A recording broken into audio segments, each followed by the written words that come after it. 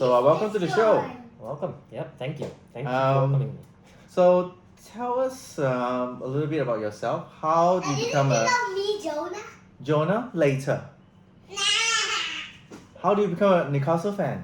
Well, I was in high school, like grade 7, like that, and I had lots of friends who were like watching English Premier League and all that kind of stuff, and they were all about Liverpool and Manchester and the big two and stuff like that. Yeah. And occasionally, like a few groups like Arsenal and Chelsea. Okay. But I was like, oh, these guys like talking about that, and like I didn't really know much about football, and like, oh, what club do you support? Do you support Liverpool or Manchester? And I was like, I didn't support any of them, and I didn't really know much about them. But people kept asking me, so I did a bit of research. But I also watched that movie. I'm not sure you watched, called Goal.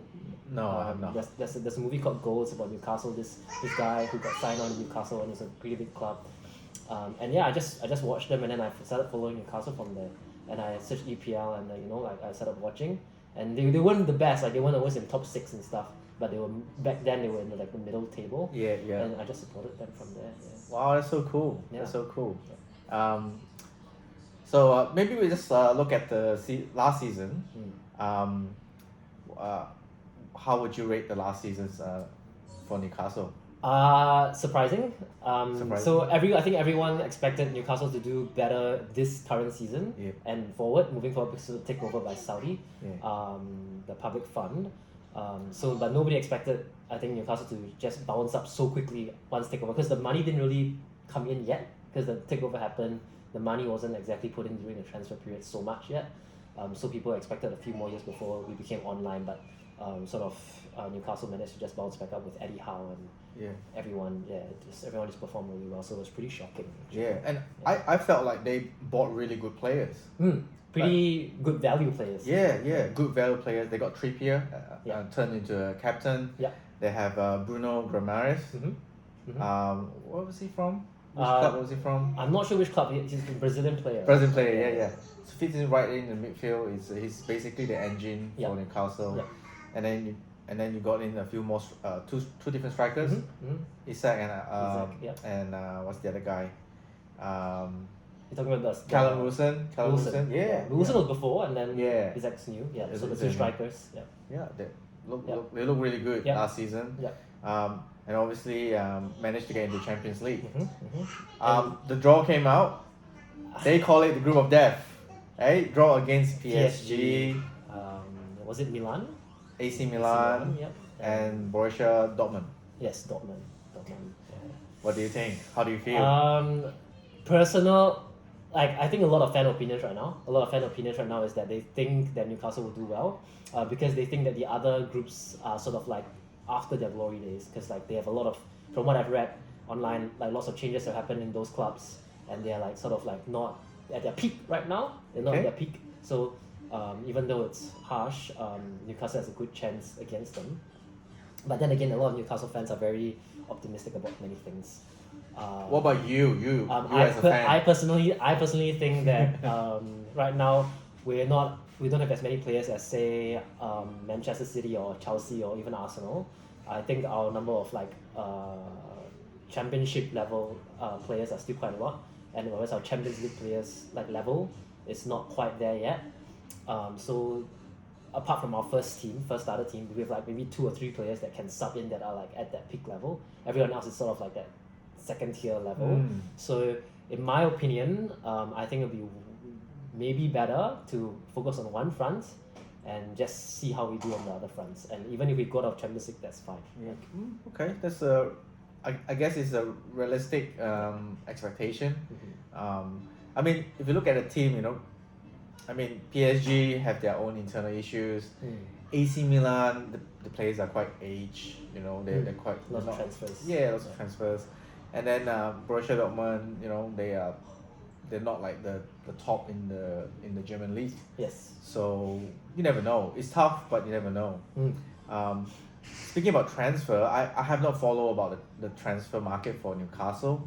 Have they bought any new players or, Yep. So I actually have it up here. Give me a second. Okay. So there have been a few transfers, but the ones to look out for, I think, actually from AC Milan, that we're gonna match in our group, in the Champions group, would be Tonali. I think you've heard of Yes, Tonali? yes, he's Tonali. impressive. He's pretty good. I think we got him for a pretty good price as well, to be honest. Yeah.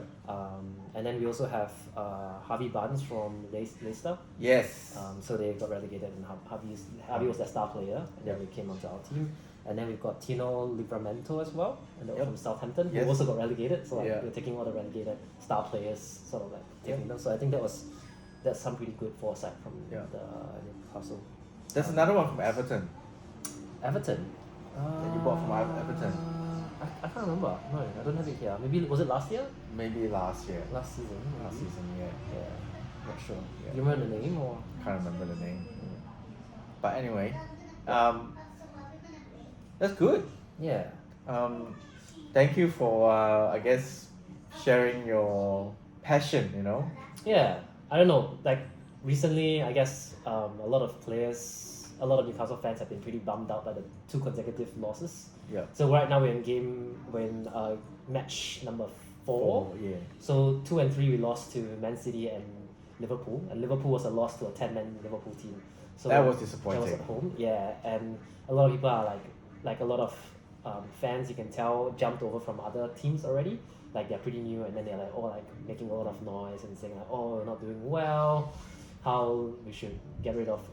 Some people are saying like how we should get rid of like the manager and stuff. No which is way. Absolutely rubbish. That's ridiculous. No, so there's a handful of like really noisy people online, and you gotta be really careful of what you see. But I think staff consistency is very important, and if you don't have that, you end up like having quick staff turnover, and it's not good for any team. Like if you look at like Blackburn or like even now Chelsea, I think that fast turnover is not good for the club, no matter what. That's right. I think sticking it out, even if we don't do well, even if we don't get into top 6 this year, if we get a top 10, I think we're still way ahead of our projected timeline. Like the original timeline was we were gonna like aim for Champions League in like next year, like 24, 25, 25, 26. So right now we are still way ahead of schedule. Yeah, but I still think we've got a good chance. We've still got a strong team as long as we don't have too many injuries, too many burnouts on like the multiple France champions, the cups, the football cups, and the EPL. I think we should be good. We'll test Eddie Howe's management on how to rotate players though. That's true. With the limited players as well. So where will you think 23, 24 this season? Where would Newcastle finish?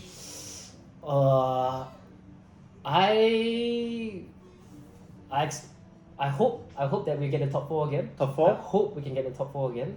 But I expect maybe top 6. Maybe top 6. So But you reckon you might drop a little bit? I won't be disappointed. I will be disappointed if it's below top 10. If it's under top 10, I'll be disappointed. Yeah. But I expect top 6. But I'm hopeful to get top 4 again. And who would be your top scorer for Newcastle? That's hard. That's really hard. I think Isak has a good chance because I think they're giving him a lot of opportunity to put him up front as striker. Wilson seems to be a substitute for now.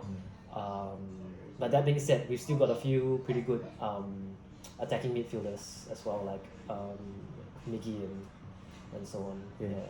That's good. Barnes, I think, was pretty good. Yeah, Barnes good. Barnes good. Anthony Gordon as well. Yes, that's the one. Anthony Gordon from Everton. Yeah. Gordon's pretty good as well. Yeah. Like he was pretty strong in the Liverpool game, I think. Yes. So, but he just needs more field time. Like, I haven't seen much of him yet. So, Yeah. Right. Thank you. Yeah, welcome.